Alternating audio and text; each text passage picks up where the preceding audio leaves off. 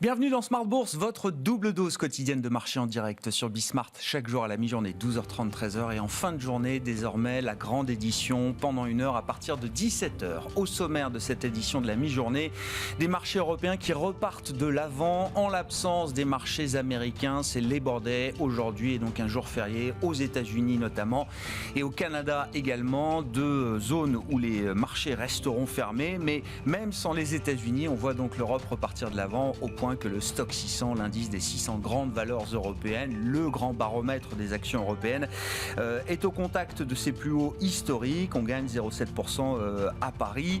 L'Europe sans les US, ce sera l'occasion quand même de revenir sur le rapport américain sur l'emploi de vendredi, un rapport complexe dans la perspective de la prochaine réunion de la Réserve fédérale américaine les 21 et 22 septembre. C'est Thomas Koster qui sera avec nous en visioconférence depuis Genève pour en parler, économiste chez Pictet Wealth Management. Le plan de trading, bien sûr, si vous aimez les graphiques, les enjeux techniques de marché, c'est votre rendez-vous chaque lundi à la mi-journée sur Bismart à 12h30 précisément avec les équipes de Bourse Direct, et c'est Romain Dobry évidemment qui sera avec nous pour évoquer les enjeux de la semaine sur les marchés. Parmi les grands rendez-vous, la Banque Centrale Européenne avant la réunion de la Fed, donc en fin de mois, la BCE se réunira dès ce jeudi à Francfort pour sa réunion de rentrée, une réunion qui s'annonce animée avec des projections économiques pour la zone euro qui seront relevées par le staff de la Banque Centrale Européenne.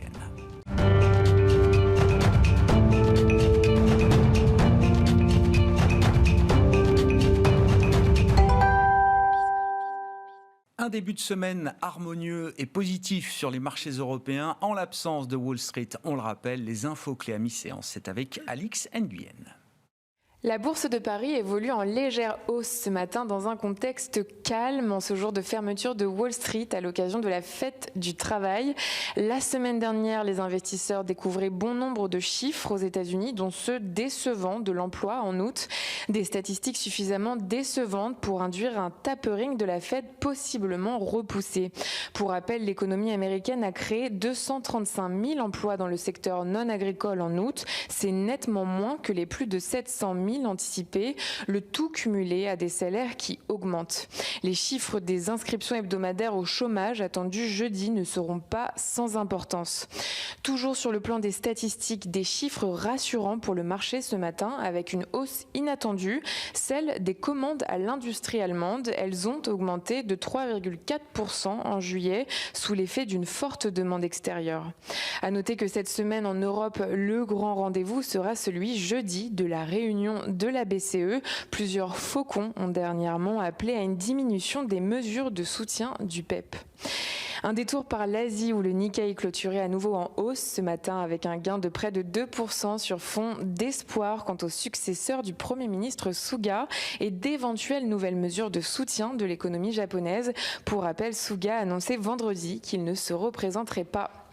Et puis un détour du côté des valeurs. Total Energy et l'Irak ont signé un accord sur 4 projets dans le domaine du gaz naturel, de l'énergie solaire et du retraitement de l'eau de mer dans le sud irakien. Les investissements devraient atteindre au total 27 milliards de dollars. Airbus fait partie des valeurs intégrées au DAX. L'indice a été élargi de 30 à 40 valeurs. Parmi les autres valeurs figurent entre autres le constructeur automobile Porsche, l'équipementier sportif Puma ou encore le spécialiste du prêt-à-porter en ligne Zalando. Et puis le groupe de services multitechniques SPI a déposé une offre non engageante afin d'acquérir la société Equance auprès d'Engie. Tendance, mon ami, chaque jour dans Smart Bourse à 12h30 et à 17h avec Alix Nguyen sur Bismart.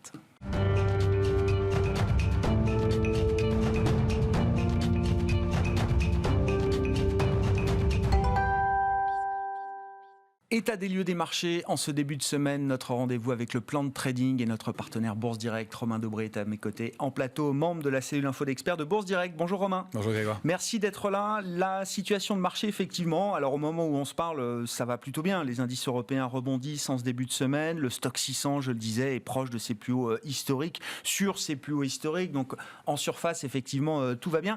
Néanmoins, vous dites qu'il y a quand même quelque chose de cassé dans la dynamique de marché depuis une ou deux semaines maintenant. Oui, c'est ça. depuis la semaine d'échéance des marchés dérivés et le 20 août à peu près, où le mouvement baissier qu'on a connu, on n'arrive pas à s'en remettre à Paris. Sur les indices américains, c'est différent. Mais c'était autour du 15 août, c'est ça. On perd 4-5% sur les marchés européens, sur le CAC notamment, en 2-3 séances. C'est ça, tout à fait. Et on accélère assez brutalement, avec des volumes lourds, 5,4 milliards. Et depuis, on ne s'en remet pas vraiment. On reste collé autour de niveaux importants. Alors, un marché qui est toujours un petit peu résilient, mais qui n'arrive pas à sortir du trading range. Donc, les niveaux techniques, d'ailleurs, à Paris, n'ont pas vraiment changé depuis la semaine dernière. Mais on constate qu'il y a effectivement une petite fragilité à Paris, en tout cas, même sur le DAX. C'est la même chose. Il oscille toujours autour des mêmes niveaux, 15 810 points environ. Il arrive à s'en extraire et puis il y revient assez rapidement. On l'a vu au moment de la publication des chiffres mensuels de l'emploi aux États-Unis vendredi, où le marché a réaccéléré à la baisse, alors avec des volumes faibles. C'est ce qui fait penser que pour l'instant, il n'y a pas de signaux de retournement. Globalement, ce qu'on peut dire de la photographie, c'est qu'on n'arrête pas un mouvement aussi puissant que celui qui a débuté en mars 2020 instantanément. On ne va pas retourner le marché comme ça. C'est normal qu'on passe par une phase de latéralisation, peut-être avant une consolidation un peu plus marquée. C'est ce que je pense, moi, dans l'immédiat, compte tenu des éléments qu'on peut lire. Ce n'est pas fait encore. Et le mouvement de vendredi technique montre que c'est plutôt de la spéculation qui fait arbitrer les choses que du fond. C'est-à-dire qu'on baisse sur le CAC de 1,08% avec moins de 3 milliards. Donc, du côté des valeurs, on n'a pas vendu vraiment. En revanche, du côté technique, il y a eu 2 attaques baissières des vendeurs la semaine dernière. Une mardi, violemment contrée dès le mercredi pour les vendeurs. Et puis vendredi à nouveau, les vendeurs qui réouvrent des positions qui augmentent de 6 000 contrats futurs dans la baisse de vendredi. Donc c'est de la spéculation baissière. Contrée ce matin. Et contrée ce matin à nouveau. Alors, contrée ou débouclée en partie, il y a une prise de bénéfice. On n'arrive pas à déborder la zone de 6 762, 6 800. Je vous donnais des extensions possibles. On est allé chercher 6 783 la semaine dernière. Voilà. Alors, vous parliez en revanche d'harmonie, il y en a sur le CAC 40, effectivement, puisque... regardons le futur CAC, effectivement, là, que vous regardez en quotidien, en journalier, là, sur le graphique de court terme, effectivement. Qu'est-ce qui est à surveiller? Qu'est-ce qui vous paraît harmonieux, néanmoins, dans la dynamique du moment? C'est ce canal qu'on a réussi à déterminer la semaine dernière, avec la borne haute touchée sur laquelle on a buté, au 6783. Et donc, le petit canal haussier de court terme qui est actif depuis fin août. Et donc, ça, c'est un signe d'harmonie sur les marchés, c'est signe que le marché est très technique. Il est allé tester la borne basse vendredi dernier. Il nous a obligé, c'est pour ça qu'il y a deux bornes basses. Il y en a une qui est plus fine, c'était l'ancienne. Il nous a obligé à l'élargir un petit peu. Donc, de mettre une petite pression baissière, mais elle a été invalidée. Et puis ce matin, on remonte clairement. Il y a eu du soutien. Maintenant, on monte en l'absence de marché américain et un marché londonien qui sont fermés pour Labor Day aujourd'hui. Donc, il y a aussi des marchés qui sont avant tout techniques aujourd'hui. On revient tester cette bande 6732 pour l'instant. Et puis au-dessus, peut-être 6762. Ça, ce sera vraiment le niveau à déborder pour aller chercher le haut du canal qui est situé, alors pour la semaine, au mieux, peut-être aux alentours de 6850. Déjà, il faudra passer 762 en clôture. Puis pourquoi pas 6801. Reste qu'on remonte le niveau d'alerte sérieusement, on le met à 6653, ce sont les tops du mois d'août, du mois de juin, pardon, qu'on a débordé au mois d'août et sur lesquels on est allé s'appuyer à nouveau. C'est le risque, c'est d'accélérer en dessous. On a des niveaux de couverture qui sont bien identifiés sur le CAC, 6650, 6006. On voit que ça a fonctionné vendredi dans l'accélération baissière. L'amortisseur a fait son effet. En dessous, il n'y a pas grand-chose jusqu'à 6004, ce qui fait que graphiquement, ça correspond bien à cette zone support, la suivante, 6352, 6406, qui pourrait être une zone d'accélération baissière nouvelle. Donc, il y a une petite vulnérabilité du marché. Il faut pas trop s'y fier pour l'instant. En tout cas, le scénario d'une consolidation plus marquée est toujours possible, même si pour l'instant, on invalide et le marché tient bien, mais il n'arrive pas à rebondir. Au moment de la recomposition des indices en Europe, l'Eurostoxx et puis le DAX surtout, je rappelle, au revoir le DAX 30, bienvenue au DAX 40 qui va donc intégrer 10 nouvelles valeurs. Pour bien comprendre les enjeux du CAC 40 parisien, il faut toujours se tourner vers le luxe. On recompose les indices, mais il y a un truc qui ne change pas à Paris, c'est le poids du luxe et le poids notamment d'une valeur comme LVMH. C'est vrai que beaucoup de gérants qui sont venus me voir, ne serait-ce que ces derniers jours, semble pas être inquiet outre mesure de la petite claque que le luxe a vécue au moment de la correction des marchés mi-août, puisqu'on a eu des baisses entre 15 et près de 20% pour certaines grandes valeurs du luxe. Quand on regarde graphiquement, la claque, on la voit toujours, Romain. Ben oui, il me semble. Je veux pas avoir un biais, mais c'est très clair sur le graphique. Graphiquement, on le voit bien. Et non, effectivement, on est dans une structure où effectivement LVMH a formé une structure propre en épaule tête-épaule. J'ai zoomé dessus là-dessus, donc elle a l'air assez étendue, mais c'est d'autant plus important qu'elle a pris du temps. Une accélération baissière, comme on l'a vu, avec du volume, c'est un signe. Quand on rompt la ligne de coup comme ça, on a une structure qui donne encore 60% de chance de continuer d'aller plus bas. Tant qu'on est en dessous donc, de 6661, qui est le niveau de résistance, le niveau de la ligne de coup et le niveau d'invalidation. Voilà, donc pour l'instant, eh bien, il y a une structure qui est un biseau ascendant. Pardon pour le A, dans le biseau. Mais il y a un biseau ascendant et donc c'est une figure, contrairement à ce que son nom indique, qui est baissière. C'est-à-dire que c'est une phase à contre-tendance dans le marché et qui donc pourrait déclencher une accélération baissière complémentaire. Donc 6637, c'était le point bas de ce matin. On l'a respecté parfaitement. On a fait une incursion en dessous vendredi dernier. Elle aurait pu être rompue. Il y a peut-être un mouvement, une dernière jambe de hausse qui se met en place avant d'accélérer un peu plus. L'objectif du biseau, c'est de retourner vers le point bas, donc les points bas récents. L'objectif de l'épaule tête-épaule, c'est un peu plus bas, c'est 567 aux alentours. Et donc, ça donnerait 13 ou 14% par rapport au niveau actuel. Donc, non, il y a une sensibilité, il y a une fragilité sur l'indice parisien. Et les structures qu'on a là ne sont pas des structures de retournement haussière dans l'immédiat. Il faudrait repasser ces niveaux. Kering, c'est un peu mieux. Elle est repassée au-dessus du 676 qu'on avait indiqué la semaine dernière.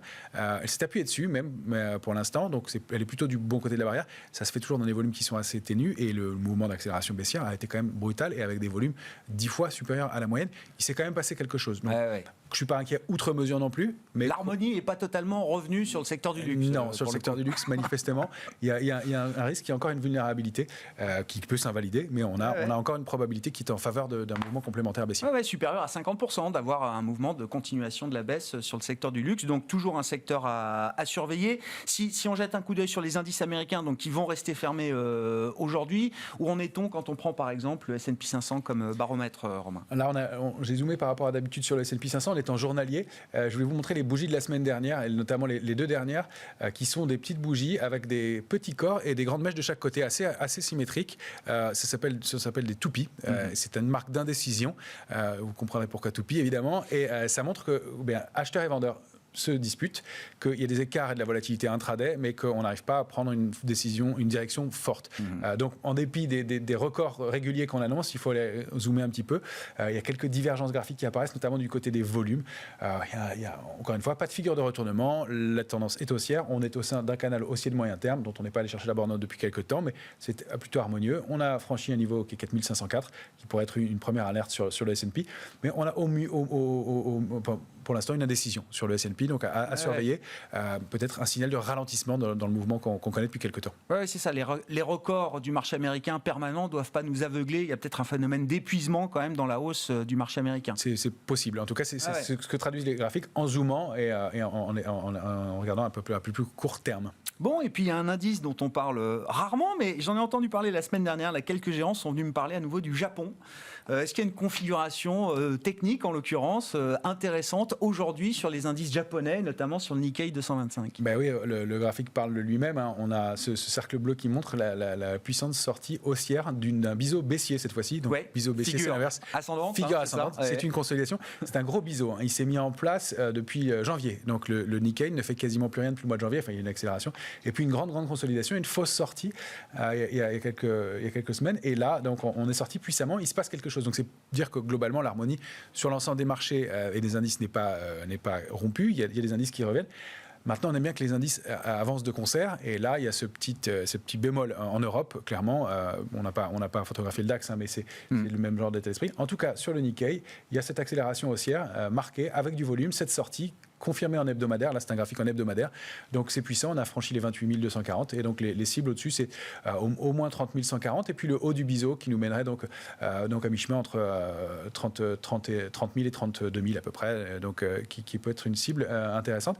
Et un mouvement important, qui met fin à vraiment une latence, à une période de consolidation de 8 mois. Oui, effectivement. Donc, une figure intéressante à exploiter peut-être pour ceux qui sont dans une logique un peu court terme, tactique en ce moment. Complètement, effectivement, d'aller arbitrer de ce côté-là, ce qu'on surveillait depuis quelques temps et qui est effectivement un indice à prendre en compte. Donc tout va pas si mal et il y en a où ça accélère. Il y a des choses bien, effectivement, sur les marchés. Encore une fois, globalement, on est toujours au plus haut à peu près partout. Le compartiment des matières premières, alors je ne sais pas comment vous le regardez, parce qu'évidemment, il faudrait presque regarder chaque matière première en spécifique. Il y a beaucoup de mouvements aujourd'hui et beaucoup de drivers intrinsèques à chaque catégorie de matières premières. premières, mais quand vous regardez l'indice CRB, donc qui est le grand indice qui représente un ensemble, un panier de matières premières, quel est le message qu'il envoie, Romain ? Le message, c'est effectivement ce que vous disiez. On aimerait bien zoomer sur l'ensemble des matières premières. C'est difficile de regarder partout. Il y a des choses qui se passent bien du côté de l'or et de l'argent. Ça remonte. Ouais. L'argent, c'est plus mitigé. Sur l'or, on a franchi des niveaux. On a un intérêt spéculatif qui remonte, qui était au plus haut niveau depuis février dernier. Donc ça, c'est bien, c'est à surveiller. Sur le pétrole, c'est plutôt de la spéculation avec des arbitrages qui se font sur fond de baisse de la position spéculative. Donc on est bloqué sur le Brent à 73,95, sous 73,95.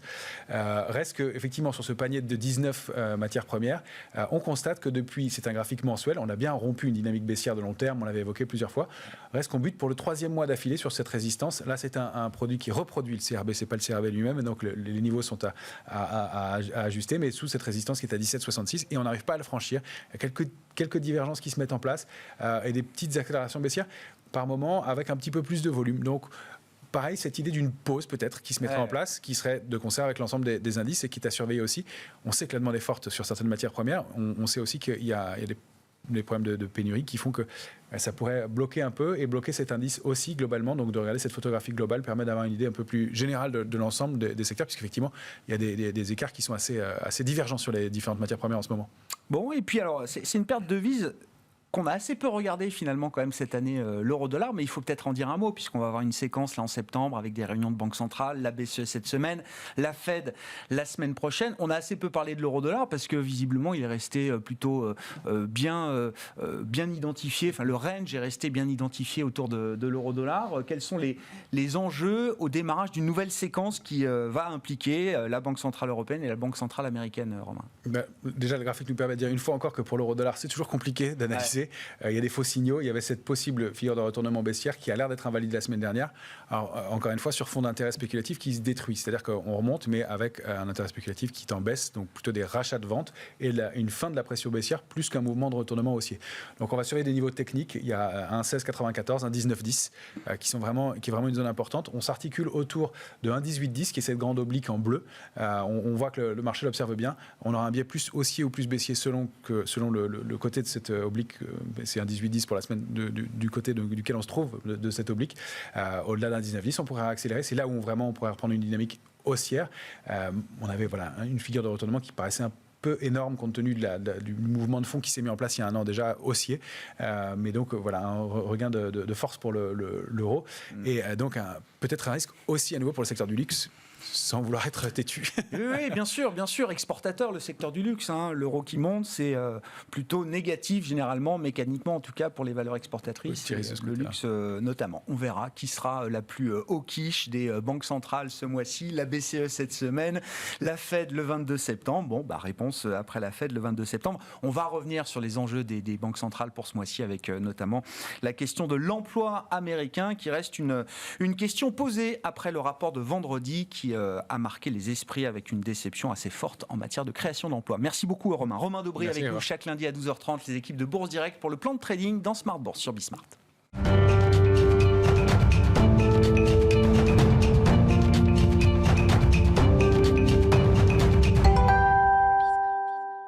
Et c'est Thomas Koster qui est avec nous pour parler des enjeux économiques américains. Bonjour Thomas, merci beaucoup d'être avec nous en visioconférence depuis Genève, économiste senior US chez Pictet Wealth Management. Pourquoi est-ce que le rapport américain sur l'emploi de vendredi est un rapport complexe et quelles peuvent être les implications pour la Réserve fédérale américaine dans la perspective de sa réunion des 21 et 22 septembre, Thomas ? Oui, alors un rapport de l'emploi en effet assez complexe puisqu'on a une enquête des entreprises qui était décevante. On a eu un ralentissement des créations d'emplois à seulement 235 000, mais on n'a pas eu les mêmes signaux dans l'autre enquête qui est l'enquête des ménages puisqu'on a eu un taux de chômage qui a baissé donc à 5,2%. Et on a aussi et j'insiste là-dessus, des salaires qui ont tendance à monter et monter plus fortement qu'attendu. Donc tout ça mis bout à bout pour la Réserve fédérale, c'est un rapport de l'emploi complexe parce que certes, il y a une baisse de régime concernant les créations d'emplois en partie liées au variant Delta, puisqu'on a vu notamment les jobs dans la restauration finalement baisser, être négatifs. Mais on a quand même une poussée des salaires, on a des signes quand même que le marché de l'emploi est finalement beaucoup plus serré, beaucoup plus restreint, beaucoup plus tight qu'attendu. Ouais, dans quelle mesure est-ce que l'explication du variant Delta est une vraie explication plausible, Thomas? Parce que, alors, je ne savais pas, mais le BLS, dans le rapport sur l'emploi, enquête effectivement auprès des travailleurs. Et je crois qu'il y a une question qui leur est posée régulièrement depuis la pandémie, c'est est-ce que le Covid vous a empêché de chercher du travail? Et visiblement, on est quand même sur un nombre très faible de personnes qui répondent oui, le variant Delta m'a empêché de chercher du travail. Néanmoins, vous notez que dans l'hôtellerie, le loisir, la restauration, on est quand même sur une situation assez tendue. Est-ce qu'il faut déjà considérer que la force de travail en partie a été détruite de manière plus importante que ce qu'on imagine? Est-ce que la fin des aides exceptionnelles au chômage là, qui prend effet à partir d'aujourd'hui, à partir de cette semaine, va permettre de débloquer la situation? Est-ce qu'on peut avoir des convictions par rapport à ça, Thomas? Alors c'est assez difficile d'avoir des convictions et les économistes s'arrachent les cheveux, notamment sur l'impact des allocations chômage extraordinaires et leur impact sur le retour potentiel à l'emploi. Il y a des enquêtes, des études qui vont un peu dans tous les sens. Je noterai qu'en effet, cette semaine, c'est la grosse semaine puisque ces allocations chômage extraordinaires vont arriver à leur fin. Donc c'est une allocation fédérale extraordinaire de $300 par semaine qui s'ajoute aux allocations chômage qui sont versées par les États. Donc j'ai envie de dire, en fait, on ne saura que dans 2 mois vraiment. Il faudra prendre un peu de temps pour vraiment arriver à voir l'impact de ces allocations chômage. Mais en tout cas, du point de vue des entreprises, les entreprises veulent embaucher. Tous les voyants sont au vert en termes de demande de travailleurs. Et ça, c'est plutôt le bon signe. Et je pense que voilà, on peut avoir quand même une transition quelque part douce entre la fin de ces allocations chômage et à mon avis, on peut s'attendre à un retour à l'emploi, même si c'est vrai qu'il y a encore, point numéro 1, le variant Delta et des craintes de certains employés, et point numéro 2, toujours des questions d'organisation personnelle, en particulier liées par exemple, aux écoles pour les enfants, etc. Et c'est vrai qu'il y a aussi un phénomène qu'il y a eu des travailleurs qui ont changé de secteur de travail pendant la crise, et ça, il va falloir un peu remotiver certains, réattirer, et ça peut prendre un peu de temps. Donc on a un risque que dans certains secteurs, il y ait de la pénurie et potentiellement un marché d'emploi qui soit dans certains secteurs un peu très tendu même. Bon, avec ce rapport, ces nouveaux éléments d'analyse du marché du travail américain, comment est-ce que la balance de la Fed peut évoluer dans la perspective de la réunion du mois de septembre, Thomas? Oui, donc Jerome Powell, le président de la Réserve fédérale, avait dit à Jackson Hole qu'il envisageait un tapering, donc une réduction des achats d'actifs d'ici la fin de l'année. Je pense que ce calendrier tient. Je pense que le mois de septembre, ça reste trop tôt pour baisser ces achats d'actifs, même si je pense que les Hawks, les faucons de la Réserve fédérale, notamment les présidents régionaux de la Réserve fédérale, vont pousser pour être fermes sur le calendrier du tapering, puisque selon eux, on a quand même il y a quand même des indices qui, selon eux, mènent à un marché de l'emploi tendu, notamment les salaires. Je pense que il y a beaucoup de gens qui vont regarder de très près les salaires et le risque potentiellement inflationniste si on a une boucle salaire-inflation. Mais aussi, il y a une autre frange des membres de la Réserve fédérale qui est inquiète par rapport aux bulles sur les actifs financiers et notamment au prix des maisons qui est en train de s'envoler aux États-Unis. Et bref, tout ça mis bout à bout, on a peut-être un message du président Jerome Powell qui sera plutôt prudent, mais derrière des membres de la Fed qui vont continuer à pousser pour enclencher ce tapering. Donc un tapering qui toujours, à mon avis, risque d'être annoncé plutôt vers novembre-décembre, même si maintenant j'ai plutôt un biais pour le mois de novembre. C'est pas un facteur, j'espère, principal, mais Jérôme Powell est en passe d'être reconduit. En tout cas, c'est ce qui semble être le consensus aujourd'hui. Je crois que Joe Biden doit s'exprimer. Il avait dit autour de Labor Day, il y aura peut-être une décision ou un signal envoyé par l'administration américaine pour indiquer qui sera le prochain patron de la Réserve fédérale américaine, Jérôme Powell ayant toutes ses chances. Dans l'idée de sa reconduction, il faut quand même que politiquement, Jérôme Powell donne quelques signes, quelques engagements à la frange la plus dure de son comité de politique monétaire et au Congrès également peut-être, Thomas ? Alors, l'inflation est clairement un sujet politique aux États-Unis, donc il faut montrer la capacité de potentiellement resserrer le monétaire, en tout cas si voilà, ce risque inflationniste se matérialisait. Mais en même temps, j'ai envie de dire, il faut aussi faire en sorte qu'il n'y ait pas de vagues sur les marchés financiers. Et là, pour le coup, Jérôme Powell fait un succès, puisqu'il y a en effet le tapering, à l'inverse de ce qui s'est passé en 2013, quand il y a eu une réduction d'achat d'actifs de Ben Bernanke qui avait mené à beaucoup de volatilité dans les marchés financiers et dans le marché obligataire. Là, on a l'impression que c'est plutôt finalement un phénomène très attendu, très bien communiqué. Et comme disait Janet Yellen, c'est un peu comme regarder de la peinture séchée. La peinture séchée sur un mur, c'était Janet Yellen, effectivement. Alors, j'ai retrouvé la phrase, je crois que c'était au moment où la Fed resserrait son bilan. C'était pas juste le tapering, mais c'était également la réduction du bilan de la Fed pendant quelques temps. Et c'est à ce moment-là que Janet Yellen a eu cette phrase. Nouveau, ouais. Pardon Thomas, allez-y. L'expression s'applique à nouveau, en effet. On a vraiment l'impression qu'on applique de la peinture et on attend que ça sèche. Tiens, une question qui nous sort un peu des États-Unis, mais bon, la Fed est réputée pour être la banque centrale du monde, qui regarde évidemment dans son spectre d'analyse ce qui se passe ailleurs dans le monde. Est-ce que la Chine peut venir justement entraver un petit peu la peinture qui sèche sur les murs, Thomas ?